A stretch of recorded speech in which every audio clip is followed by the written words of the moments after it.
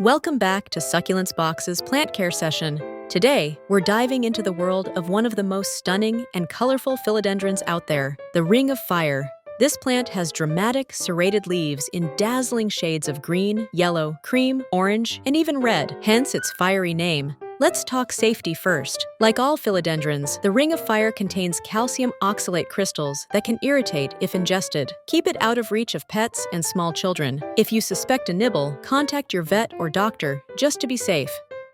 When it comes to light, Philodendron Ring of Fire thrives in bright, indirect light. That means a sunny spot near an east or north-facing window is ideal. A bit of gentle morning sun is okay, but harsh direct light, especially in the afternoon, can burn those delicate, variegated leaves.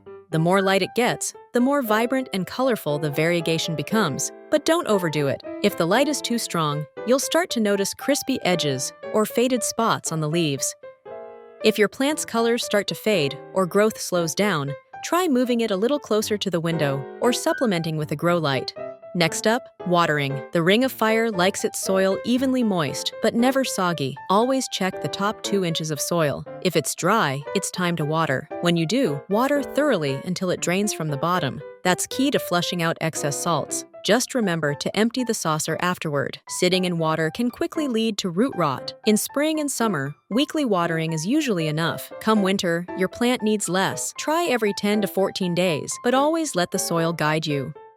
Philodendron Ring of Fire loves a loose, airy mix, something that drains well but still holds some moisture. A great blend includes potting soil, perlite, or pumice for drainage, bark or cocoa chips for airflow, and a little activated charcoal to keep things fresh. Avoid dense, heavy soils that hold too much water. To keep your plant growing strong and vibrant, feed it once a month during spring and summer using diluted liquid fertilizer, or go with slow-release pellets every 2 to 3 months. In fall and winter, ease off.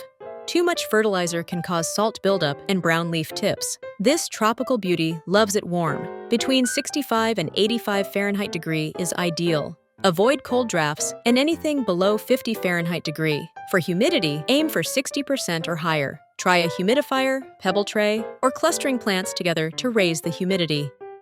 First tip is for potting and repotting. Over time, your plant will outgrow its pot. You'll know it's time when you see roots poking out of the drainage holes or the soil dries out faster than usual. Repot every 2 to 3 years, ideally in spring or summer. Go up just 1 or 2 inches in pot size and always use fresh soil. Terracotta or unglazed ceramic pots work best. They help the soil breathe and reduce moisture retention, keeping root rot at bay.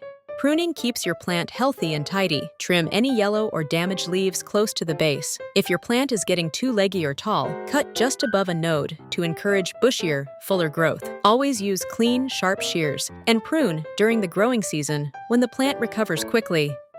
Ring of Fire is a self-heading philodendron, but some support can make a big difference. Adding a moss pole or plant stake helps train your plant to grow taller and more structured. It also supports heavy leaves and keeps the plant upright. Gently tie stems with soft plant ties, never too tight, to avoid damaging the foliage. Over time, your plant will naturally cling and climb, creating a more dramatic display.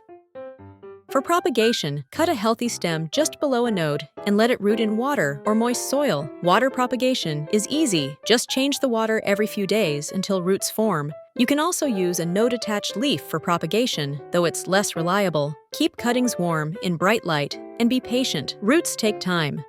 With just a bit of love and care, your Ring of Fire will become a fiery focal point in your plant collection. If you want to share your plant care story or ask for advice, drop us a comment. Don't forget to subscribe. Happy planting!